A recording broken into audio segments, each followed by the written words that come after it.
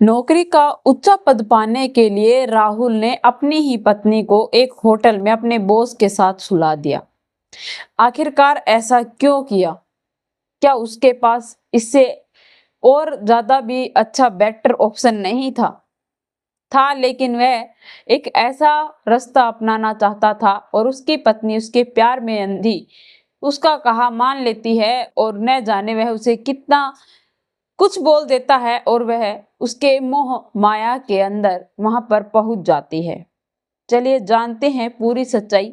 कहानी बड़ी ही इंटरेस्टिंग है, पूरी सुनना ताकि आप लोगों को समझ आ सके। और आप लोग मेरे चैनल को सब्सक्राइब करना, बेल नोटिफिकेशन को ऑन करना ताकि ऐसी हर वीडियो जल्द से जल्द आप लोगों तक पहुंच पाए।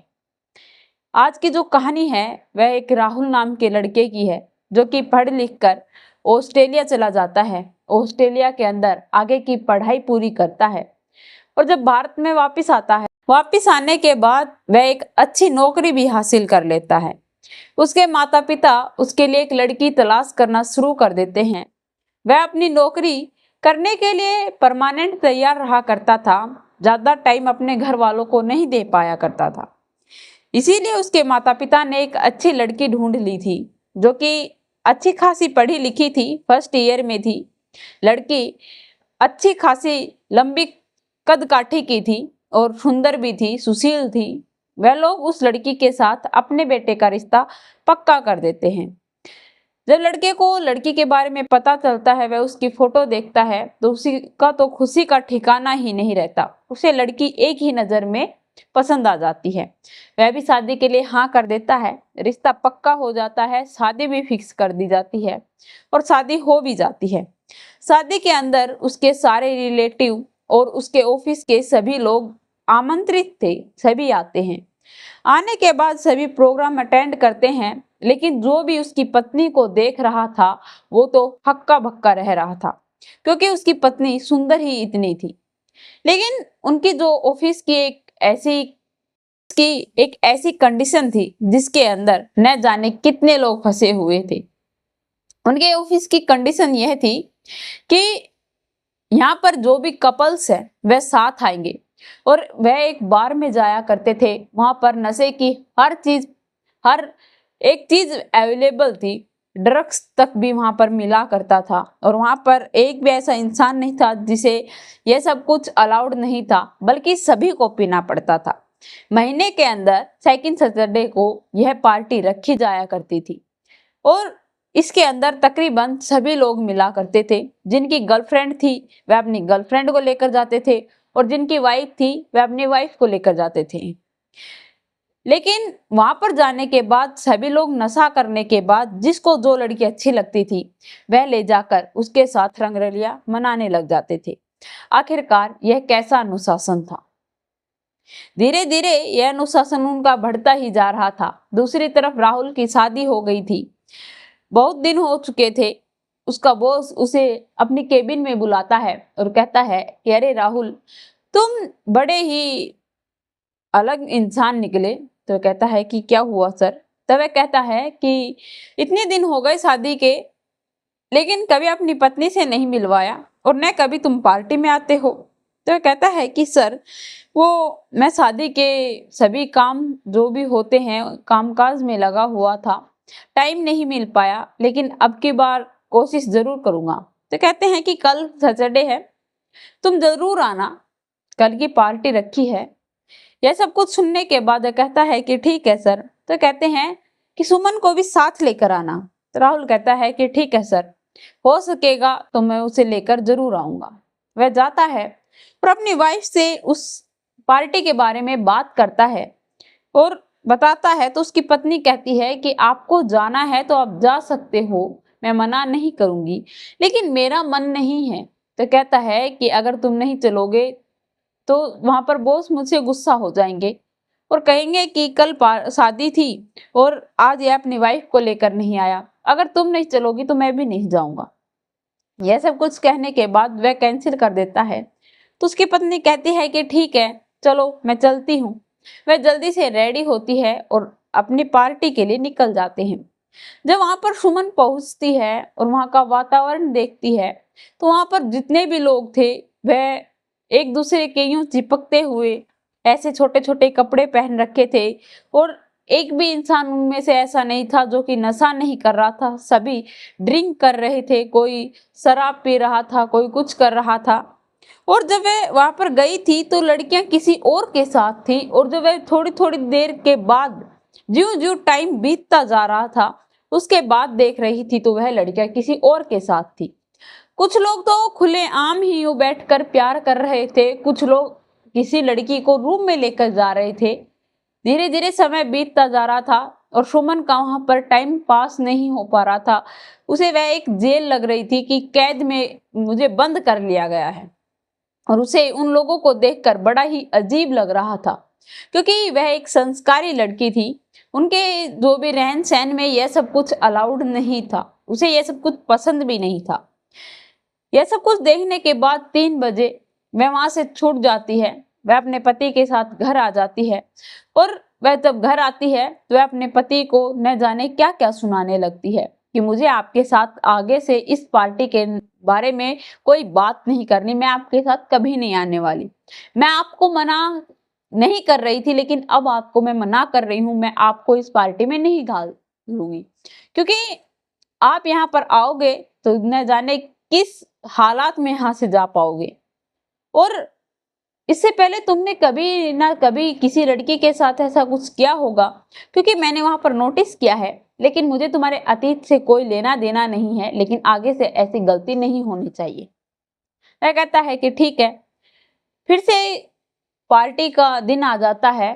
बॉस फिर से उसे कहता है कि बहुत दिन हो गए हैं, पार्टी अटेंड नहीं कर रहे हो, अगर यूं ही चलता रहा तो तुम्हें जॉब से निकाल दिया जाएगा क्योंकि ऑफिस का जो रूल है वो रूल है। अब यह सुनने के बाद अब राहुल घबरा जाता है। वह पार्टी में अकेला ही चला जाता है और कहता है कि सर मेरी वाइफ नहीं आ सकती, उसने साफ साफ मना कर दिया है। दूसरी तरफ उसकी पत्नी को वह बताकर नहीं आया। उसकी पत्नी हैरान हो रही थी। रात के 1 बजे हुए थे और वह जोर जोर से दरवाजा खटखटा रहा था। तब उसकी पत्नी खोलती है तो नशे में धुत राहुल घर पर पहुंचा था।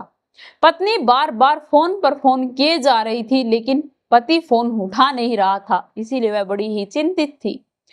वह अपने पति पर आते ही बरस जाती है और कहती है कि तुम्हें बिल्कुल भी शर्म नहीं आ रही है, इतनी रात को आ रहे हो, मैं इतनी टेंशन में थी और तुम ड्रिंक कर कर आ रहे हो, एक बार भी बताना जरूरी नहीं समझते, तुम्हें पता है मुझ पर क्या बीत रही थी। यह सब कुछ कहकर वह अंदर चली जाती है। लेकिन जब वह बाहर आती है, बाहर आने के बाद जो देखती है वह देखकर वह चौंक जाती है क्योंकि उसका पति जोर जोर से रोने लग जाता है। वह दौड़कर अपने पति के पास जाती है। पति के पास जाकर उसे अपनी बाहों में भर लेती है और उसके सर को सहलाने लगती है और कहती है कि प्लीज चुप हो जाओ, क्या हुआ, प्लीज मुझे एक बार बताने की कोशिश करिए। लेकिन वह कुछ नहीं बताता। वह कहता है कि बस कुछ नहीं, रहने दो। वह कहती है कि कुछ तो हुआ होगा, बताओ। तो बताता है कि आज ऑफिस के अंदर कुछ जरूरी जो डॉक्यूमेंट्स थे वह मुझे सबमिट करने थे, लेकिन वह किसी ने मेरे डाटा के अंदर से जो डाटा था वह चुरा लिया और अब ऑफिस में से मुझे धमकी मिली है कि मुझ पर केस होगा, इंक्वायरी होगी। अब शायद मैं जी भी ना पाऊं, क्या पता मुझे सजा सुनाकर हमेशा हमेशा के लिए जेल में डाल दिया जाए या मैं बरी भी हो जाऊं, मैं अब जी नहीं सकता। यह कहकर वह रोने लग जाता है। उसकी पत्नी कहती है कि कोई बात नहीं, जो होगा ठीक होगा। दोनों पति पत्नी रात भर सो नहीं पाते, पूरी रात टेंशन में बीत जाती है। सुबह होती है। सुबह होने के बाद उसके पास एक फोन आता है। वह फोन किसी और का नहीं, उसके बॉस का होता है और वह अपने बॉस पर चिल्लाने लग जाता है कि ऐसा नहीं हो सकता, आप ये सब कुछ क्या कह रहे हो, आप लोगों को बिल्कुल शर्म नहीं आ रही। तो उसकी पत्नी कहती है कि क्या हुआ, प्लीज आप मुझे बताओ। तो वह कहता है कि नहीं नहीं कुछ नहीं, मैं तुम्हें नहीं बता सकता। तो कहती है कि आप प्लीज मुझे एक बार बता के तो देखिए। तो बताता है कि कुछ नहीं, मेरे बॉस का फोन था और वह तुम्हें पाना चाहते हैं, एक रात तुम्हारे साथ बिताना चाहते हैं और कह रहे हैं कि यह जो केस है यहीं पर रफा दफा कर देंगे, तुम्हारी जो पोस्टिंग है ऊपर कर देंगे। यह सब कुछ कहकर वह अपनी पत्नी को कहता है कि तुम्हें ऐसा करने की कोई जरूरत नहीं है, मैं फांसी पर चढ़ जाऊंगा लेकिन ऐसा नहीं करूंगा। एक पतिव्रता पत्नी बनकर सुमन कहती है कि नहीं, मैं आपको कुछ नहीं होने दूंगी, अगर आपको कुछ हो गया तो मैं क्या करूंगी। ये सब कुछ कहने के बाद वह कहती है कि ठीक है, कहाँ चलना है, आप अपने बॉस को फोन कीजिए और कहिए कि ठीक है मैं तैयार हूँ। वह तैयार हो जाती है। तैयार होने के बाद वह जाती है, वह एक होटल बुक करे रखता है। बॉस के पास जाने के बाद वह अपनी पत्नी को वहां पर छोड़कर गाड़ी लेकर घर पर वापस आ जाता है। लोन पर उसने एक गाड़ी खरीद रखी थी। तभी वहां पर आने के बाद वह बॉस के साथ अपनी रात गुजारती है। वह कभी शराब नहीं पीती, लेकिन उसके बॉस ने उसको शराब पिलाई और शराब पिलाने के बाद जो उनके बीच में हुआ वह शायद नहीं होना चाहिए था। धीरे धीरे समय बीतने लगा, रात से सुबह हो गई। उसका पति उसे लेने आता है और लेकर घर चला जाता है। तब वह दूसरे दिन आता है तो फिर से अपनी पत्नी के लिपट कर रोने लग जाता है और कहता है कि हमारे साथ धोखा हो गया। हमारे बॉस ने कहा है कि दो जो ऑफिसर हैं उनके साथ भी तुमने यह सब कुछ करना पड़ेगा, तभी वह लोग मेरी नौकरी को बख्शेंगे और मुझे बख्शेंगे। अब पत्नी ने यह सोचा कि अगर हमारी इज्जत है ही नहीं। वह जब यह सुनती है तो घबरा जाती है और कहती है कि कल तो एक व्यक्ति के साथ रात बितानी थी और आज दो इंसान, आखिरकार मैं कैसे मैनेज करूंगी। लेकिन वह सब्र का घूंट पीकर हाँ कर देती है और उन लोगों के पास भी रात को चली जाती है। उसका पति उसके साथ जाता है और उसको वहां पर छोड़कर फिर से वापस आ जाता है और सुबह अपनी पत्नी को लेने चला जाता है। जब वह अपने घर पर आती है, वह बहुत ज्यादा दुखी थी और शायद उसकी हालात भी बहुत खराब थी। उसको रिकवर करने में 3 दिन लग जाते हैं, क्योंकि दो इंसानों के साथ एक लड़की को पूरी रात रखा जाए तो उसका आपको भी पता है क्या हाल हो सकता है। ऐसा ही सुमन के साथ हुआ था। अब धीरे धीरे समय बीतता जा रहा था। 3 दिन के बाद उसका पति खुश होकर घर पर आ रहा था दौड़ता हुआ और अपनी पत्नी को गोद में उठा लिया और कहा कि मुझे नौकरी मिल गई है और मेरी पोस्टिंग हो गई है और मुझे एक फ्लैट भी गिफ्ट में दिया गया है और मुझे एक कार भी मिली है। यह सुनने के बाद वह खुश हो जाता है, लेकिन पत्नी को खुशी नहीं थी, क्योंकि वह यह सोच रही थी कि यह खुशी कैसी है जब मेरा सब कुछ जा चुका है, तो ये खुशी किस नाम की है। लेकिन वह अपने पति पर कभी भी सवाल नहीं उठाती। धीरे धीरे समय बीतता जा रहा था, सब कुछ ठीक चल रहा था। एक दिन उसका बॉस घर पर आ जाता है और घर आने के बाद वह डोरबेल बजाता है तो वह सोचती है कि राहुल आ गया। दौड़कर खोलती है। खोलने के बाद उसका बॉस अंदर आ जाता है और उसका हाथ पकड़ लेता है और कहता है कि भाभी जी, आपके साथ मैंने जो पल बिताए हैं वह बहुत अच्छे लगे थे। आप चाहे जितने पैसे ले सकती हो, लेकिन मुझे आपके साथ फिर से वही रात गुजारनी है, वह प्यार पाना है। तो वह कहती है कि तुम्हें 1 मिनट भी ये सोचने में लज्जा नहीं आ रही। तो कहता है कि लज्जा किस चीज की, आपके पति को लज्जा आती है क्या। तो कहती है मैं एक पतिव्रता पत्नी हूँ। वह कुछ ऐसी बातें बोलती है कि बॉस को गुस्सा आ जाता है। वह उसके पति की सारी बातें उसको बता देता है और कहता है कि तुम्हें मुझे नहीं पता तुम्हारे पति ने क्या बताया क्या नहीं, लेकिन हमने तुम्हारे पति के साथ कोई जबरदस्ती नहीं की। हमने तुम्हारे पति से यह कहा था कि अगर तुम्हें नौकरी में प्रमोशन चाहिए तो हम तुम्हारी पत्नी के साथ एक रात बिताना चाहते हैं और हमारी डील फाइनल हुई थी 3 लोगों की। और तुम्हारे पति ने तुमसे क्या बात की, तुम्हें कैसे भेजा, हमें नहीं पता, लेकिन तुम्हारे पति का जो तुम पतिव्रता पत्नी होने का फर्ज निभा रही हो, मैं उसके बारे में यह बात बताना चाहता हूँ कि तुम्हारा पति तुम्हें जानबूझकर धोखा दे रहा है और जो प्यार तुम उसके करने का दावा कर रही हो वह बिल्कुल झूठा है।